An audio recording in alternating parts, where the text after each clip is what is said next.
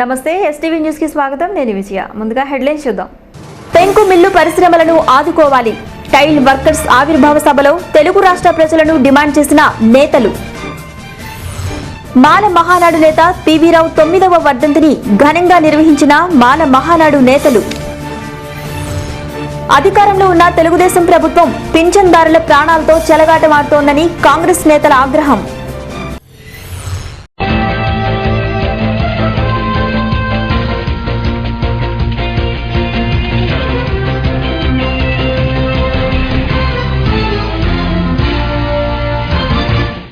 దేశీయ సాంప్రదాయ చిన్న తరహా పరిశ్రమగా పేరొందిన పెంకు మిల్లు పరిశ్రమలను ఆదుకునేందుకు కేంద్ర రాష్ట్ర ప్రభుత్వాలు తగిన చర్యలు చేపట్టాలని భారత కార్మిక సంఘాల సమైక్య జాతీయ నాయకులు ముక్తార్ పాషా డిమాండ్ చేశారు. కేంద్ర ప్రభుత్వం కార్మికుల హక్కులను కాలరాస్తోందని ఎద్దేవా చేశారు. నగరంలో ఆంధ్ర, తెలంగాణ రాష్ట్రాలకు చెందిన పెంకు పరిశ్రమ కార్మికుల సమస్యలపై Indian federation of tile Workers ఆవిర్భావ సభ నిర్వహించారు. ఈ సందర్భంగా కార్మికులు ర్యాలీ నిర్వహించారు. ఈ సందర్భంగా ముక్తార్ పాషా మాట్లాడుతూ పరిశ్రమలకు ప్రోత్సాహకాలు, రాయితీలు కల్పిస్తామని చెప్పిన ప్రధాని మోడీ, ఆంధ్ర, తెలంగాణ ముఖ్యమంత్రులు చంద్రబాబు, కేసీఆర్లు దేశ విదేశీ కార్పొరేట్ సంస్థలను ఆహ్వానిస్తూ కార్మిక చట్టాలను సవరిస్తున్నారని విమర్శించారు. విజయవాడ నగరంలో అంబేద్కర్ భవన్లో ఆంధ్రప్రదేశ్ మరియు తెలంగాణ రాష్ట్రాల పెంకుమిల్లు కార్మికులకు సంబంధించినటువంటి Indian federation of tile workers మహాసభ ఈరోజు ఇక్కడ జరిగింది. ప్రధానంగా ఈ రెండు రాష్ట్రాల్లో ఉన్నటువంటి పెంకుమిల్లు పరిశ్రమ ఇప్పటికే 80% పరిశ్రమ మూతబడ్డటువంటి పరిస్థితి ఉంది. ఒకవైపు కేంద్ర ప్రభుత్వం, మరొకవైపు తెలంగాణ, ఆంధ్రప్రదేశ్ ప్రభుత్వాలు పెద్ద ఎత్తున కార్పొరేట్ కంపెనీలను, పెట్టుబడిదారులను ప్రోత్సాహకాలు, రాయితీలు ఇస్తామని చెప్పి ఆహ్వానిస్తున్నటువంటి నేటి పరిస్థితుల్లో మన దేశ చిన్న తరహా సాంప్రదాయక పరిశ్రమ అయినటువంటి పెంకుమిల్లు పరిశ్రమను కాపాడాలని చెప్పి పెంకుమిల్లు కార్మికుల తరఫున Andhra Pradesh tiles workers union, Telangana tiles workers union, Indian federation of tiles workers తరఫున ఈరోజు జరిగిన మహాసభ సందర్భంగా డిమాండ్ చేస్తున్నాం. పెంకు పరిశ్రమను కాపాడడానికి పన్నులో రాయితీలు ఇవ్వాలని చెప్పి, ప్రోత్సాహకాలు కల్పించాలని చెప్పి, ఆ రకంగా ఈ రెండు రాష్ట్రాల్లో ఉన్నటువంటి పరిశ్రమను కాపాడడానికి తగిన చర్యలు తీసుకోవాలని చెప్పి ఈ సందర్భంగా డిమాండ్ చేస్తున్నాం. అలానే మోడీ కేంద్ర ప్రభుత్వం ఏదైతే కార్మిక చట్టాలను సవరించడానికి తీసుకున్నటువంటి చర్యలు ఏతున్నాయో వాటన్నిటిని ఉపసంహరించుకొని కార్మిక చట్టాల సవరణ లేకుండా కార్మికులకు తగినటువంటి చట్టాల హక్కులు అమల్లో ఉండేటువంటి విధంగా చర్యలు తీసుకోవాలని చెప్పి Indian federation of tile Workers, Indian federation of Tile Federation తరఫున డిమాండ్ చేస్తున్నాం. రాష్ట్రంలో అత్యధిక శాతంగా ఉన్న మాలలు అంబేద్కర్ వారసులుగా నూతన రాష్ట్రంలో అన్ని పేద కులాల తరపున రాజ్యాంగ హక్కుల సాధన కోసం ఉద్యమించేలా మాల మహానాడు పునర్నిర్మాణం చేస్తున్నామని మాల మహానాడు రాష్ట్ర అధ్యక్షులు పంతకాని రమేష్ తెలిపారు. గాంధీనగర్ ప్రెస్ క్లబ్లో ఏర్పాటు చేసిన మాల మహానాడు కమిటీ ఆధ్వర్యంలో స్వర్గీయ పివి రావు 9వ వర్ధంతిని పురస్కరించుకొని మాలల పునరంకిత సభను నిర్వహించారు. ఈ సందర్భంగా రమేష్ మాట్లాడుతూ రాబోయే రోజుల్లో మాలలు ఒక రాజకీయ శక్తిగా రాజ్యాధికారం దిశగా పేద కులాలను నడిపిస్తూ ముందు వరుసలో ఉండే విధంగా మాలలు ఉద్యమంలో పునరంకితమవుతారని, అంబేద్కర్ త్యాగాలను స్మరిస్తూ హక్కుల సాధన, నిరంతర పోరాటాలు, అనంత త్యాగాలు చేయాలని పిలుపునిచ్చారు. క్రైస్తవ, ముస్లిం మైనార్టీల భద్రత రక్షణ కోసం అంబేద్కర్ వారసులు ఉద్యమించాలని, సామాజిక ఆర్థిక అసమానతలకు కారణమైన హిందుత్వ పార్టీలను అధికారం నుంచి తొలగించాల్సిన బాధ్యత మాలలపై ఉందన్నారు. 2006 పివి రావు గారి మరణాంతరం వరకు మాలలు వర్గీకరణకు వ్యతిరేకంగా పోరాటం చేసి సుప్రీంకోర్టులో పివి రావు ఇది రాజ్యాంగ విరుద్ధం అని తీర్పు తీసుకొచ్చిన తర్వాత కేంద్ర ప్రభుత్వం ఉషా మెహ్రా కమిషన్ రూపంలో వేసినప్పుడు ఢిల్లీలో అమరుడవటం జరిగింది. అమరుడైన మా వ్యవస్థాపకుడు పివి రావును స్మరించుకుంటూ ఈ రోజున 9వ వర్ధంతిని పురస్కరించుకుని ఈ నూతన రాష్ట్ర రాజధానిలో మాలల పునరంకిత సభని నిర్వహిస్తూ ఉన్నాం.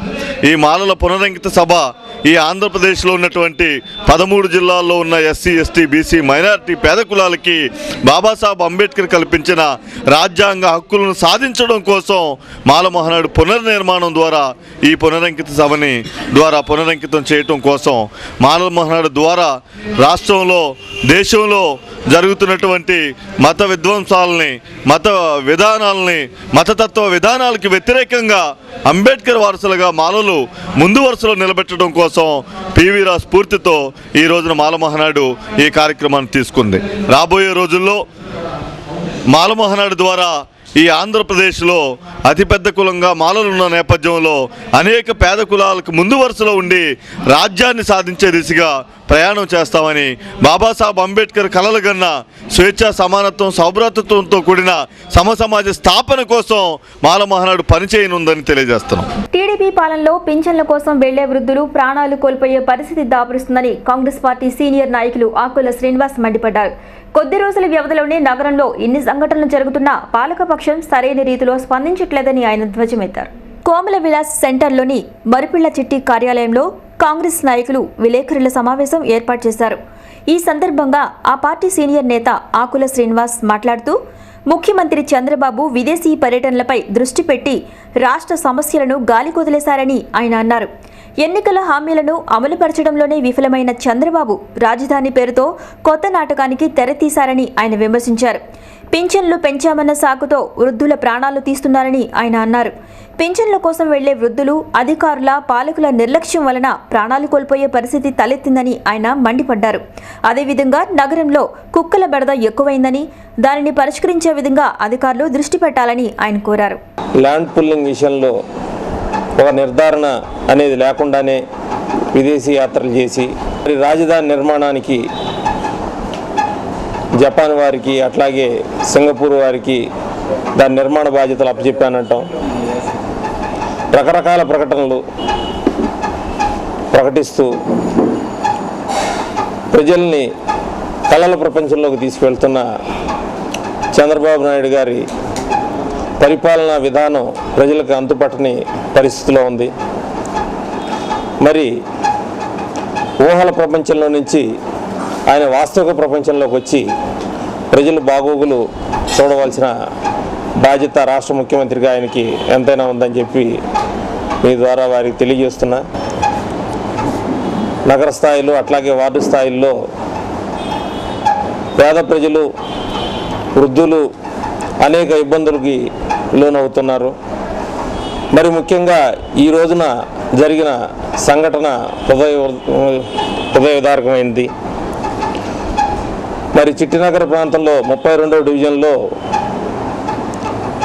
పడాల కాంతమ్మ అనే వృద్ధ మహిళ వృద్ధాప్య పింఛను మరి తీసుకునే సమయంలో తొక్కిసలాటలో మరి ఆ వృద్ధ మహిళ మరణిస్తాం. మరి పింఛను ఇచ్చే విషయంలో ఒక మార్గదర్శకం అనేది లేకుండా, దశ లేకుండా. Welcome back. స్థానిక ప్రజలందరూ ఇబ్బందులు లేకుండా పాక్షికంగా దెబ్బతిన్న రోడ్లను, డ్రైన్ పనులను త్వరితగతిన పూర్తి చేయవలసిందిగా, అండర్ గ్రౌండ్ డ్రైనేజీని మెరుగుపరచవలసిందిగా సంబంధిత ఇంజనీరింగ్ అధికారులకు సూచించారు నగర మేయర్ కోనేరు శ్రీధర్. 17వ డివిజన్లో నగర మేయర్ కోనేరు శ్రీధర్, కార్పొరేటర్ సుజాత పర్యటించారు. ఈ సందర్భంగా మేయర్ స్థానికులను కలిసి సమస్యలను అడిగి తెలుసుకున్నారు. ఫకీరుగూడెంలోని పార్కులో ట్రాక్ను ఏర్పాటు చేయాలని, కెనాల్ బండ్ రోడ్డును, గ్రీన్ ల్యాండ్ వెనుక వైపు ఉన్న రోడ్లను మరమ్మతులు చేయించాలని స్థానికులు మేయర్ దృష్టికి తీసుకొచ్చారు. ఫకీరుగూడెంలోని కమ్యూనిటీ హాల్ను సందర్శించి అస్తవ్యస్తంగా పడి ఉన్న వాటర్ పైప్ లైన్లను, డ్రైనేజీ పైప్ లైన్లను స్టాక్ రిజిస్టర్లో నమోదు చేసి పైప్లను అన్యాక్రాంతం కాకుండా చూడాలని సంబంధిత ఇంజనీరింగ్ అధికారులకు సూచించారు. స్థానిక ప్రజలకు ఇబ్బందులు లేకుండా దెబ్బతిన్న రోడ్లనే పాక్షికంగా మరమ్మతులు చేయాలని, డ్రైనేజీ పనులను త్వరితగతిన పూర్తి చేయాలని అధికారులను ఆదేశించారు. హైదరాబాద్ నుంచి రావాల్సిన శాంక్షన్స్ కానీ ఎక్కడెక్కడ ఉన్నాయన్నీ కూడా ఇవాళ అన్నీ తీసాం, అన్నీ శాంక్షన్ చేసుకుంటున్నాం. స్థానిక కార్పొరేటర్ల యొక్క కృషితోటి మరి ఇవాళ అన్ని డివిజన్లో కూడా ఒకేసారి 5 సంవత్సరాల్లో చేయాల్సిన ఒకే సంవత్సరం చేయలేం. కానీ మ్యాక్సిమం ఇప్పుడు ఇవాళ కనకదుర్గ గారు ఉన్నారు, ఆవిడ గెలిచిన కాడి నుంచి అంటే ఆవిడ మాట నా మాట ఒకటి, ఆవిడది స్పీడ్గానే ఉంటుంది, నా మాట స్పీడ్గానే ఉంటుంది. స్పీడ్ అంటే పని చేయమని అడుగుతున్నాం కానీ వేరే కాదు. ఆవిడ ఇవాళ 6.5 లక్షలు పెట్టి కలవర్ట్లన్నీ రిపేర్ చేయిస్తున్నారు. అట్లాగే 6,78,000 అది. అట్లాగే ఇవాళ కేఎల్ నగర్లో సుమారుగా 92 లక్షలతోటి సిమెంట్ రోడ్లు వేయటం జరుగుతుంది. అట్లాగే 50 లక్షలు పెట్టి అవుట్ఫాల్ డ్రైన్ కడుతున్నారు. అట్లాగే ఇక్కడ అండర్ గ్రౌండ్ ఫెసిలిటీ కూడా కలిపి ఇక్కడ సంపు కూడా కట్టడానికి నిర్ణయించుకున్నారు.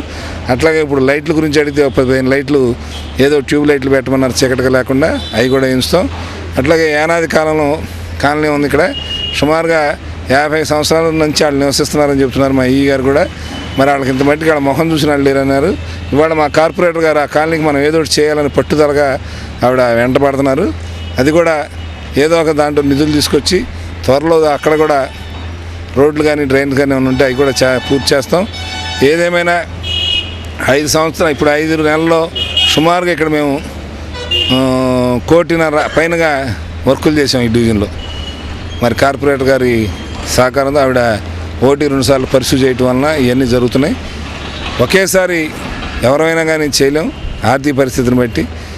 ఇవాళ ఏ ఆర్థిక పరిస్థితి ఎట్ట ఉన్నా కానీ డివిజన్లో పనులు జరుగుతున్నాయి. రాష్ట్రంలో అధికారం చేపట్టి 6 నెలలు తిరగకుండానే ప్రజా సమస్యలపై చంద్రబాబు నాయుడు ప్రభుత్వం వీఓఎంల అక్రమ అరెస్టులతో తొలి దాడి చేసిందని సిఐటియు రాష్ట్ర నాయకులు టీడీపీ పాలనపై ఆగ్రహం వ్యక్తం చేశారు. ఐకేపీ యానిమేటర్లు తమ సమస్యల సాధనలో భాగంగా ప్రజాస్వామ్యంగా పోరాడుతుంటే వారిని అరెస్టు చేయడం సహేతుకం కాదన్నారు. నగరంలోని సుందరయ్య భవనంలోని సిఐటియు నగర కార్యాలయంలో ఏర్పాటు చేసిన విలేకరుల సమావేశంలో సిఐటియు రాష్ట్ర ఉపాధ్యక్షులు ఉమామహేశ్వరరావు మాట్లాడుతూ గతంలో సైతం ఇదే రీతిలో చంద్రబాబు నాయుడు వ్యవహరించిన క్రమంలోనే అధికారం కోల్పోవలసి వచ్చిందన్నారు. దానిని మరోసారి విస్మరించి తెలుగుదేశం ప్రభుత్వం కార్మిక వ్యతిరేకతను బయటపెట్టిందన్నారు. ప్రభుత్వ నియంత తరహాలో ప్రజాస్వామ్యానికి పాత్ర వేసే రీతిలో వ్యవహరిస్తోందన్నారు. ఎక్కడికక్కడ ఐకేపీ యానిమేటర్లు ఈరోజు హైదరాబాద్ వెళ్ళి ఎమ్మెల్యేలు ఎమ్మెల్సీలతో కలిసి రాష్ట్ర ప్రభుత్వంతో సంప్రదించి 100 రోజులుగా చేస్తున్నటువంటి వాళ్ళ సమ్మెని పరిష్కారం చేయాలని కోరడానికి చలో హైదరాబాద్ కార్యక్రమం పిలిపించారు. ఆ ఇచ్చినటువంటి దాన్ని నిన్నటి నుండే నిన్న మధ్యాహ్నం నుండి మొత్తం అన్ని 13 జిల్లాల్లో కూడా ఎక్కడికక్కడ ఐకేపీ యానిమేటర్ల నాయకుల్ని సిఐటియు జిల్లా నాయకుల్ని వాళ్ళతో పాటు మొత్తం హైదరాబాద్కి బయలుదేరినటువంటి అనేక వందల మందిని ప్రతి స్టేషన్లోనూ ఆపేసి వాళ్ళందరినీ ఏంటంటే పోలీస్ స్టేషన్లో నిర్బంధించడం అరెస్టులు చేయటం జరిగింది. ఇప్పటికీ కూడా అనేక మందిని ఎక్కడా కూడా విడుదల చేయలే. ఎంత దుర్మార్గం అంటే భార్యని ఆమె హైదరాబాద్ వెళ్ళడానికి బయలుదేరితే భర్తలను తీసుకొచ్చి ఏంటంటే పోలీస్ స్టేషన్లో కూర్చోబెట్టారు. కుటుంబ సభ్యులను తీసుకొచ్చి పోలీస్ స్టేషన్లో కూర్చోబెట్టారు. పిల్లలకి అన్నం పెడుతున్నటువంటి తల్లిని కూడా తీసుకొచ్చి ఏంటంటే అరెస్ట్ చేసి పోలీస్ స్టేషన్లో కూర్చోబెట్టారు.